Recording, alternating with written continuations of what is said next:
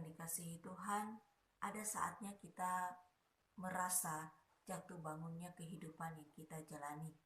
Saat dimana kita menangis dan saat dimana kita bisa tersenyum lagi.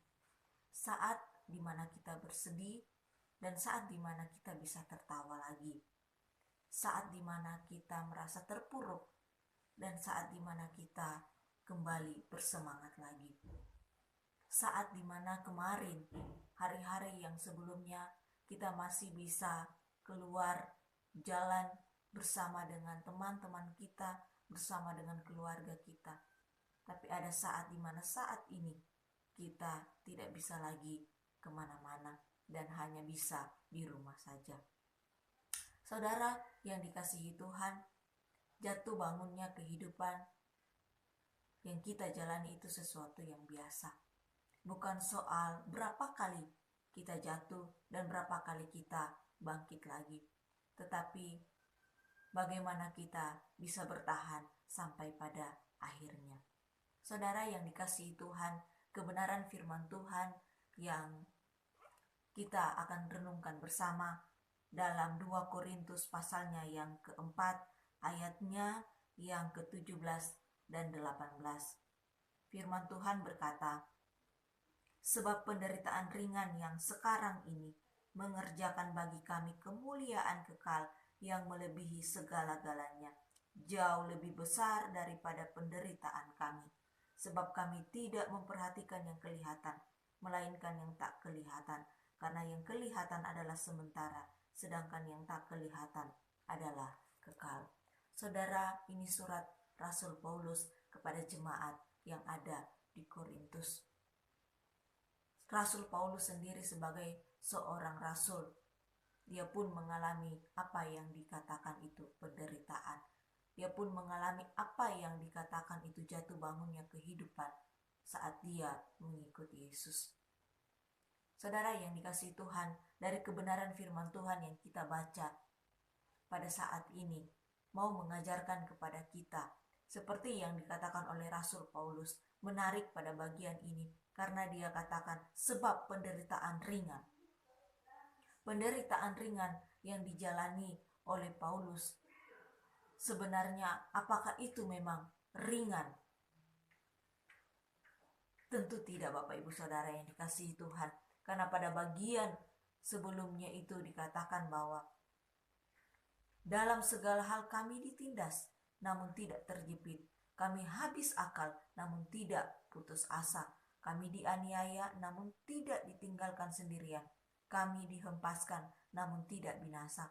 Kami senantiasa membawa kematian Yesus di dalam tubuh kami, supaya kehidupan Yesus juga menjadi nyata di dalam tubuh kami.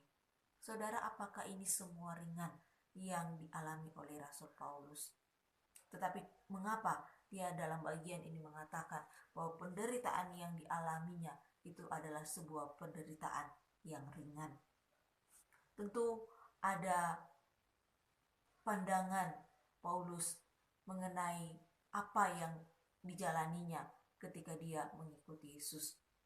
Yang pertama, Rasul Paulus berorientasi pada apa yang akan diterimanya pada kekekalan, bukan pada apa yang dialaminya pada masa hidupnya.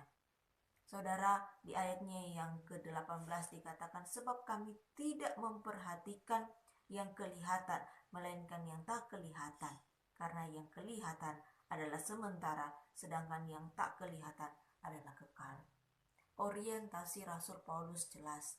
Dia bukan berfokus pada apa yang sedang dialaminya ketika dia ada di dalam dunia, tetapi apa yang akan diterimanya pada masa kekekalan nanti. Saudara yang dikasihi Tuhan, apa yang menjadi penderitaan yang kita anggap penderitaan kita saat ini dan itu menurut kita sangat berat? Kita belajar dari kebenaran firman Tuhan pada saat ini. Seorang Rasul Paulus yang telah mengalami penderitaan yang cukup berat, tetapi dia mampu untuk mengatakan bahwa penderitaan yang kami alami itu adalah sebuah penderitaan yang ringan. Rasul Paulus mampu untuk melihat apa yang akan dikerjakan Allah bagi hidupnya ke depan, bukan pada apa yang dia alami saat itu.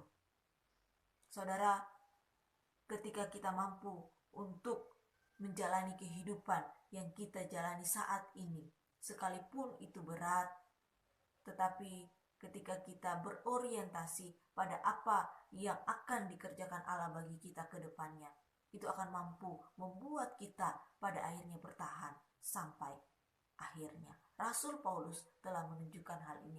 Rasul Paulus telah membuktikan hal ini. Ya, Rasul Paulus bertahan sampai pada akhir hidupnya. Saudara yang dikasihi Tuhan, saya tidak tahu apa yang menjadi pergumulan, apa yang menjadi penderitaan yang Bapak Ibu Saudara alami saat ini. Tetapi marilah kita bersama-sama melalui kebenaran firman Tuhan saat ini. Kita dikuatkan, kita dimampukan untuk menjalani apapun yang harus kita jalani ketika kita masih percayakan kehidupan untuk kita jalani di tengah-tengah dunia ini. Tetap semangat, tetap kuat di dalam Tuhan. Amin kebenaran firman Tuhan. Tuhan Yesus memberkati.